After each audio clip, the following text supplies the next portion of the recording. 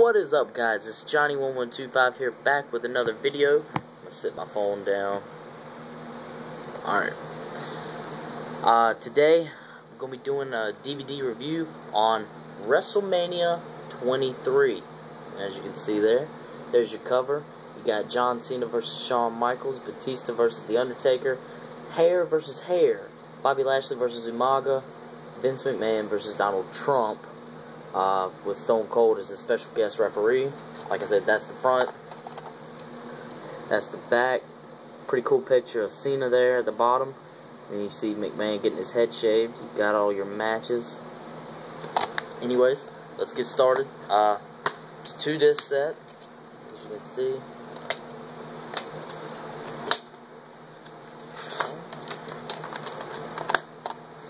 Alright, so first off, we had the singing of the national anthem and stuff like that.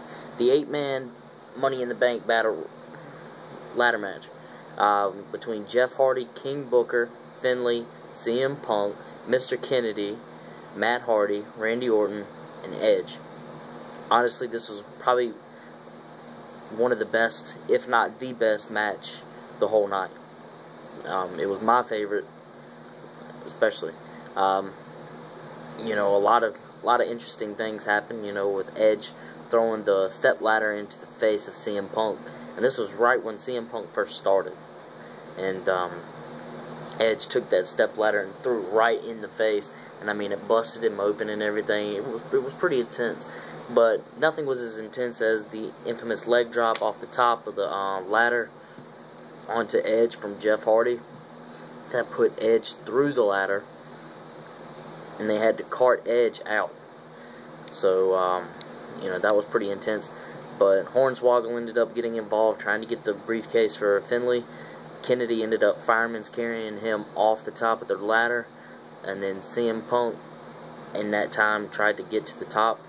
Kennedy ended up hitting him with the ladder and climbing to the top and getting the briefcase before Punk could get back up there. So, Kennedy was the winner of that match.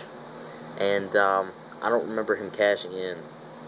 So, you know, it sucked, basically, because Kennedy was a rising star. Obviously, you know, he had defeated a lot of former world champions and such. That was all they really talked about during the match, was that he had defeated a lot of world champions and stuff like that in the past months or so, and that he was the next big thing. And now look at him. And, you know, he could have gone a long way. And I mean, I would have loved to have seen it too, because Kennedy was great. And he still is, you know. Anderson is just as good, but I mean, he could have done something big. Anyways, they ended up interviewing him and stuff like that.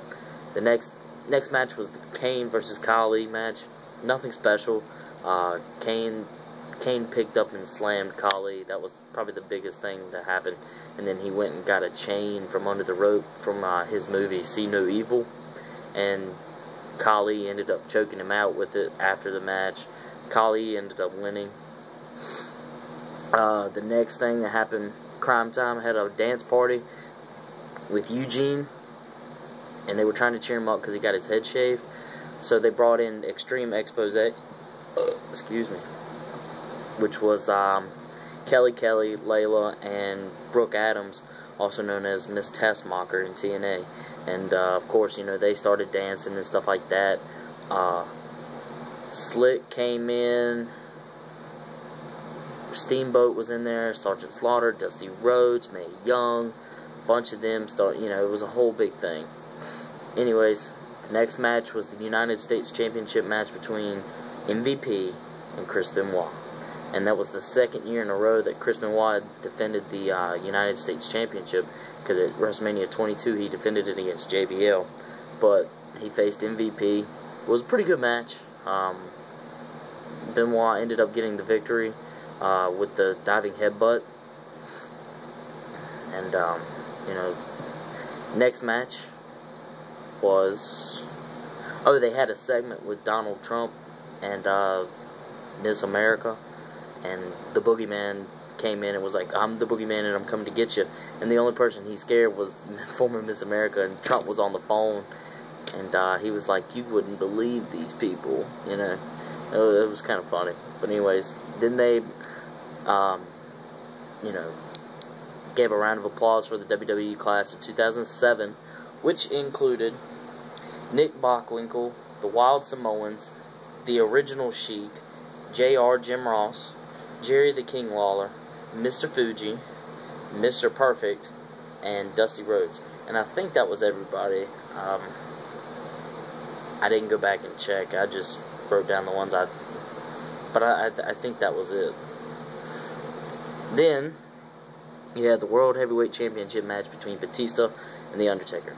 Coming into this match, Batista had told JBL that he had lost all respect for The Undertaker, and because, I mean, you know, they had been going at it and stuff like that, and it was just a really, really intense match.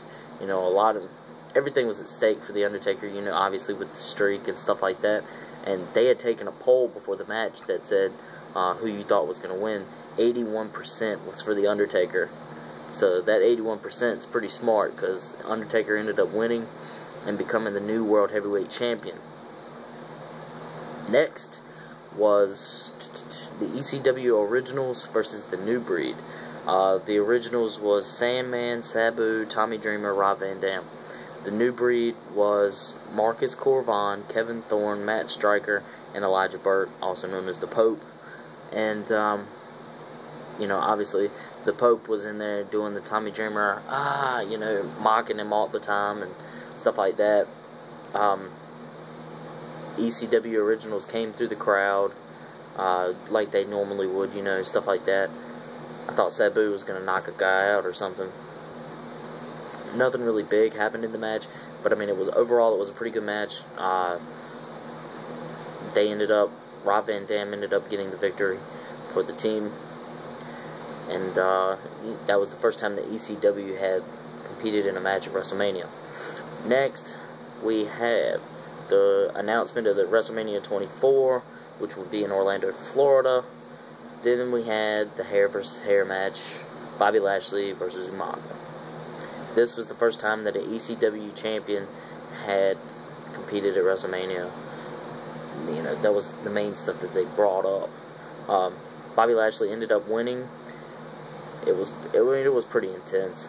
You know, McMahon and Trump ended up going at it outside the ring, because Shane McMahon ended up getting involved, because Umaga gave Stone Cold the Samoan Spike, and so he went coast to coast on Bobby Lashley. They thought that was going to win the match, but it didn't, so Trump attacked Mr. McMahon.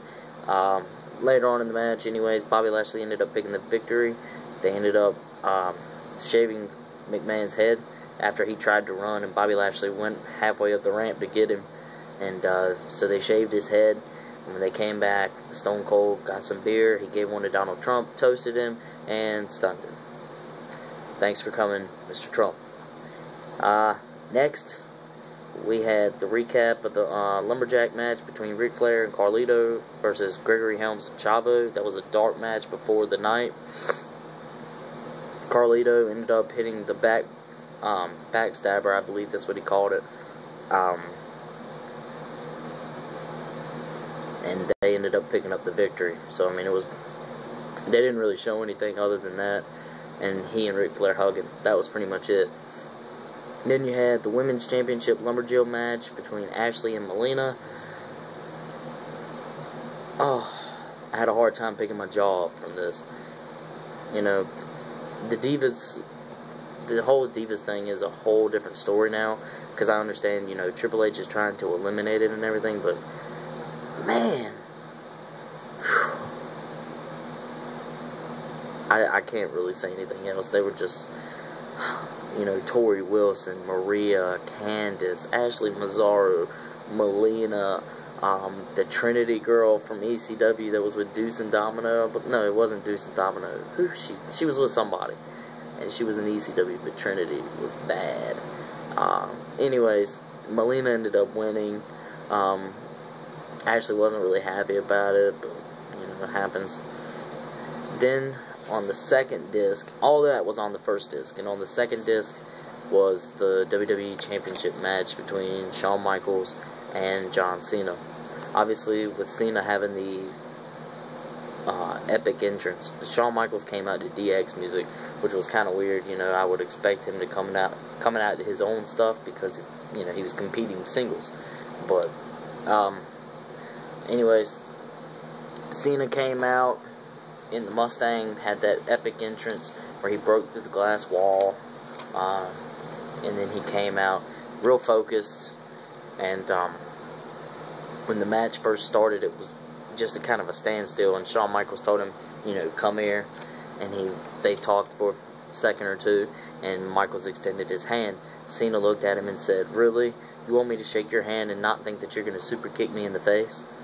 And he told him no, and Shawn Michaels slapped the taste out of his mouth. So then Cena went for a punch, went for another punch, missed both times. HBK hit him 1, 2, and then slapped him on his ass. And as soon as he looked at him when he was laying down, he told him to suck it. And then, you know, that happened again. And, I mean, it was a back and forward match. Really good match. And then towards the end, you know, Cena FU'd HBK. HBK kicked out. Cena was shocked. Then when he's fussing with the referee, Shawn Michaels gets up, super kicks him. Michaels goes for the cover. It's 1, 2. Cena kicks out.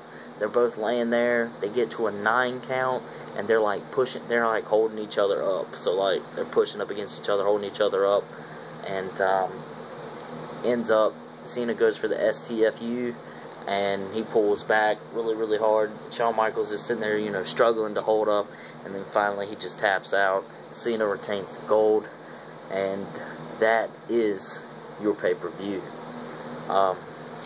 Overall, I give it. I'd say an 8 or 9. I mean, because, you know, it was more wrestling. You know, it wasn't side promos. It wasn't anything else like that. This was good stuff. This is the wrestling that I miss right here. I miss this stuff. You know, and the talent that WWE has right now, they could do stuff like this. But this whole PG era thing is killing it. That's just my opinion. I mean, you know, because, like, it's killing it. And the one thing that stood out about this DVD, during the MVP Chris Benoit match, afterwards, after Chris Benoit ended up winning, JBL said it numerous times, he is a definite Hall of Famer. Talking about Benoit. Definite Hall of Famer, well-deserved of the Hall of Fame, and, you know, kept bringing it up. And it's sad to say that Chris Benoit may never get in just because of the suicide. And, you know, that sucks because Chris Benoit was one of my favorites before he passed. And, you know, it's just a whole sad thing. But anyways, guys, thanks for watching.